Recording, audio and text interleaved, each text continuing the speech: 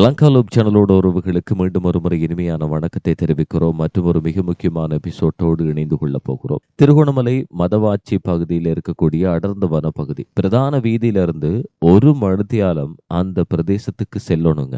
அந்த பகுதியில தான் ஒரு கெப்ரக வாகனத்துக்குள்ள அடையாளம் தெரியாத வகையில உருக்குலைந்த நிலையில எரியூட்டப்பட்ட நிலையில ஒருவருடைய சடலம் கண்டுபிடிக்கப்படுது. இந்த சம்பவம் சம்பந்தமாகத்தான் இன்றைய நாள்ல விரிவான உண்மையான தகவல்களை லங்காலூப் தரப்போகிறது. எபிசோட்டுக்கு மறக்காம அன்பான சொந்தங்களை அழைக்கிறோம். எங்களுடைய உறவுகள் எங்களுக்கான ஆதரவுகளை தொடர்ச்சியா தந்து கொண்டே இருக்கிறீங்க. மறக்காம லங்காலூப் சேனலை சப்ஸ்கிரைப் பண்ணி பெல் ஐக்கோனையும் கிளிக் பண்ணி உங்களுடைய நண்பர்களுக்கும் ஷேர் பண்ணி கொள்ளுங்க. இன்றைய நாள் எபிசோட்டோடு இப்போது இணைந்து கொள்ளலாம். திருகோணமலை செல்வநாயகபுரம் பகுதியைச் சேர்ந்த ஜெயரூபன், வயது 42. இந்த நபர் சம்பந்தமான தகவல் தான் இன்றைய நாள்ல வரப்போகுது. இவர் திருகோணமலை உப்புவழி பகுதியில் இருக்கக்கூடிய பிரபலமான வர்த்தகர். கெப்ரக வாகனம் வச்சிருக்காரு. இதுல பல பிசினஸ் எல்லாம் செஞ்சிட்டு இருக்காரு. இவர் சம்பந்தமாக ஒரு முறைப்பாடு போலீசார்கிட்ட கொடுக்கப்படுது. உப்புவழி போலீசார்கிட்ட எப்படின்னா, நேற்று அதிகாலையிலிருந்து என்னுடைய கணவர் வீட்டுக்கு வரலைங்க.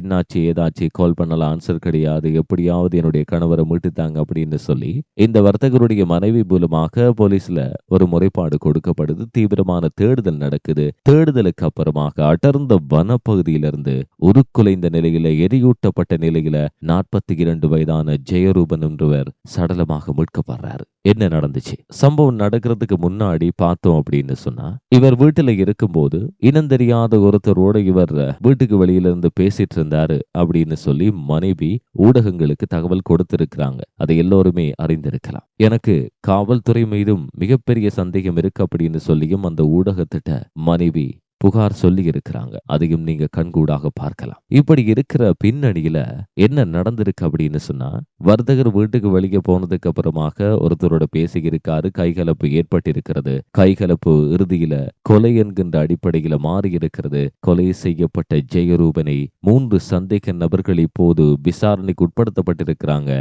அந்த 3 பேரிடமும் மேற்கொள்ளப்பட்ட விசாரணையில இந்த வனப்பகுதியில தான் நாங்க அவரை எரியூட்டணும், அந்த வாகனத்தோடு அவர் இருக்கார் அப்படின்னு சொல்லி இருக்காங்க. அதன் மூலமாகத்தான் உப்புவழி போலீசார் அந்த இடத்துக்கு போய் இப்போ மீட்டு அந்த சடலம் பிரேத பரிசோதனைக்காக வைத்தியசாலையில வைக்கப்பட்டிருக்கு. தீவிரமான விசாரணைகளும் தொடர்ச்சியாக இடம்பெற்று கொண்டுதான் இருக்கிறது. ஆனா இப்போ இந்த கொலை சம்பவம் சம்பந்தமாக பார்க்கப்படுகின்ற கண்ணோட்டம் மிகப்பெரிய புள்ளிகள் மூலமாக ஏதோ ஒரு வகையில காவல்துறையும் இதற்கு உடந்தையாக இருந்திருக்கிறது.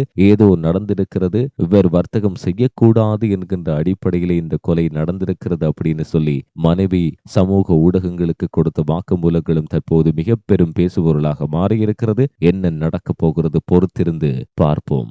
லங்காலூப் உண்மையான செய்திகளை தொடர்ச்சியாக தந்து கொண்டே இருக்கும்.